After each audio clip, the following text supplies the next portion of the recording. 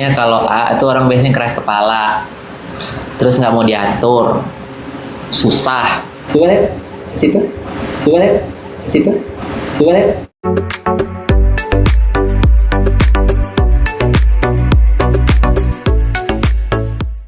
Apa itu ganteng-ganteng serigala? Itu kan lucu juga filmnya itu. Matanya pada merah semua.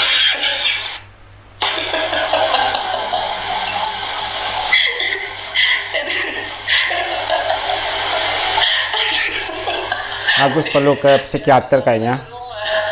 Ih, Bang Agus bukan bisa ngeramal sih, cuman ngeliat-ngeliat aja. Jangan dibilang tadi Bang Agus bisa ngeramal, enggak sih. Ya, mak nih biasanya ini Bang Agus ini sedikit apa? Hah? Kalau dari nama, ini kita agak sedikit ini ya. Kalau dari nama biasanya kalau A itu orang biasanya keras kepala, terus nggak mau diatur, susah. Jodohnya pun tuh lebih bagus tuh di huruf R, S, N. Nah, itu jodohnya itu. Hah? Apa sih?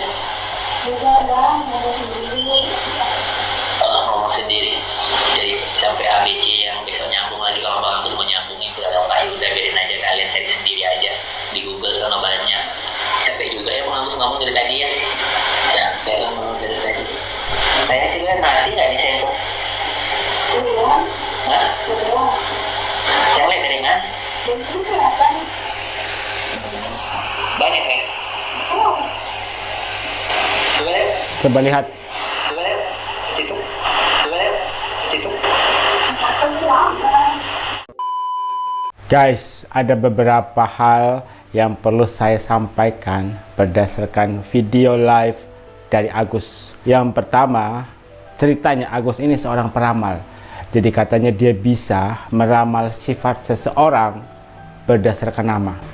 Dan dia meramal dirinya sendiri karena namanya Agus, awalan A. Dia meramal sifat A itu seperti apa, wataknya itu seperti apa.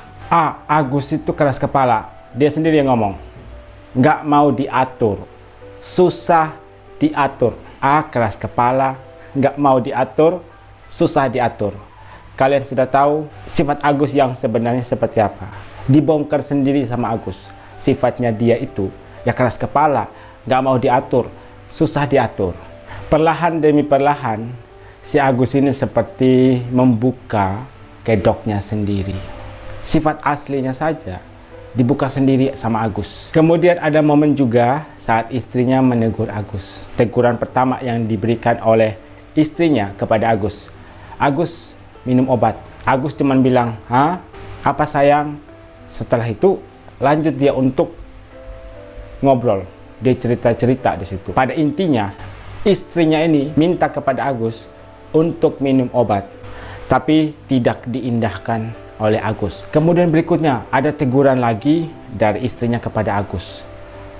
Pada saat Agus lagi sibuk ngomong sendiri, dia bertanya, dia jawab sendiri, bertanya, jawab sendiri.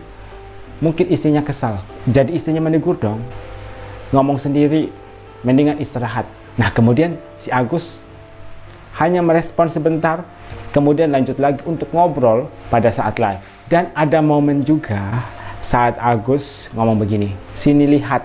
Kata lihat berarti kan memerlukan indera penglihatan. Jadi momen itu terjadi pada saat Agus bertanya kepada istrinya, "Ini posisinya saya masih live atau tidak?" Kemudian istrinya bilang, "Iya, masih live." "Kok tahu?" kata Agus. "Karena istrinya juga lagi nonton di handphonenya dia." Nah, kemudian Agus bertanya lagi, "Berapa sih yang nonton?" Kemudian disebutkan sama istrinya. Dan tahu nggak Agus bilang apa? "Sini lihat." Sini dong, saya mau lihat. Artinya kan, saya mau lihat. Benar atau tidak? Apakah penggunaan sini saya lihat itu karena kebiasaan Agus sebelumnya pada saat Agus belum menjadi tunanetra, atau memang betul bahwa sebenarnya mata kiri dari Agus itu masih bisa melihat? Waktu masih hidup, kan Abang sering buat pernyataan yang kontroversial ya. ya yang merendahkan, pasti ada korbannya lah saya buat. Kalau enggak netizen miskin, warga miskin, tas siapa lah kan. Jadi aku ditegur, datang pakai tua, udah nggak apa-apa, bercanda aja itu katanya. Jadi Farhad Abbasnya malu.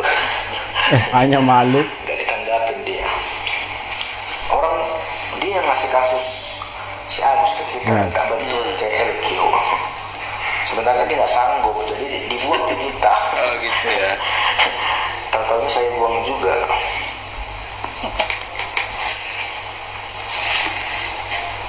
Itu kenyataannya.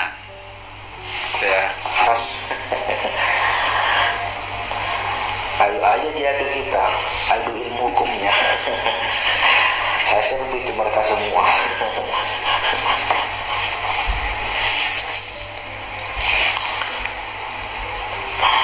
Lagi ngomongin FA. Jadi nggak usah bahas-bahas sifat Abbas. Iya ya, benar juga sih. Pengacara yang Kak Cilok, enggak lah, nggak boleh. Kami seakan sejawat nggak boleh saling merendahkan.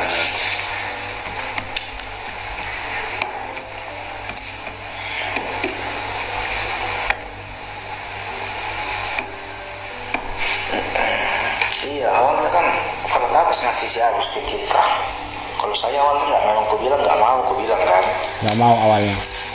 realistis, aku bilang kita kan perlu bayar gaji admin, Iya, marketing, supir. Udah aku bilang dari awal, tapi karena ketua kasihan sama Farhad Abbas, ya udah dibantu. Karena kan ketua nyuruh saya juga kan, nggak apa-apa. Oh Untuk kami gitu lepaskan. ya.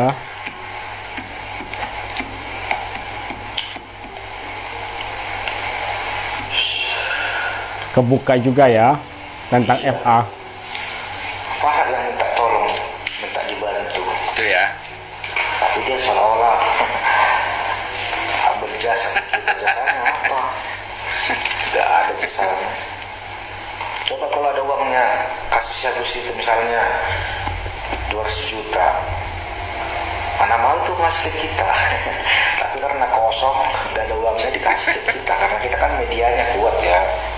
Media itu kuat, kita punya media sendiri, jadi tanpa bayar naikkan terus. Si Farhad Abbas kan nggak ada medianya.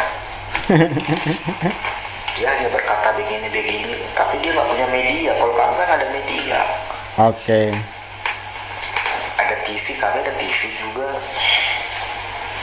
Pantes ya. Jadi nggak usah tanggapi lah Farhad Abbas.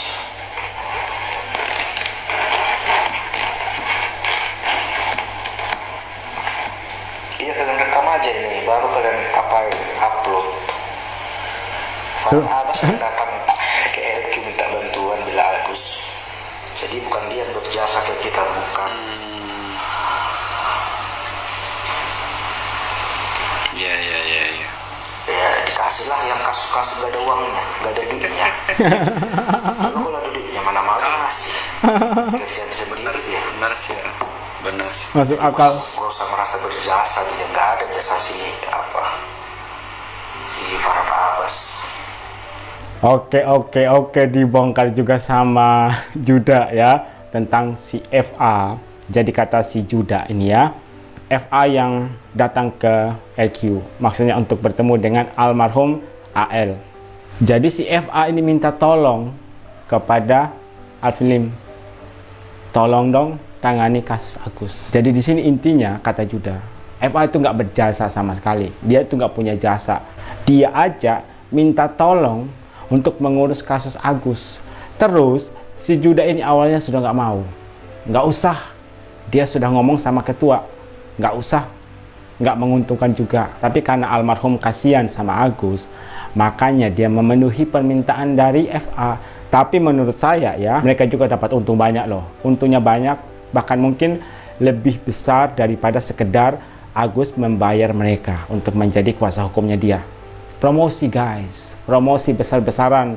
Agus dijadikan alat untuk mempromosikan perusahaan hukum mereka. Dan terbukti pengakuan sendiri kok dari Juda, karena jasa dari Agus, akhirnya nama LQ sekarang menjadi terkenal.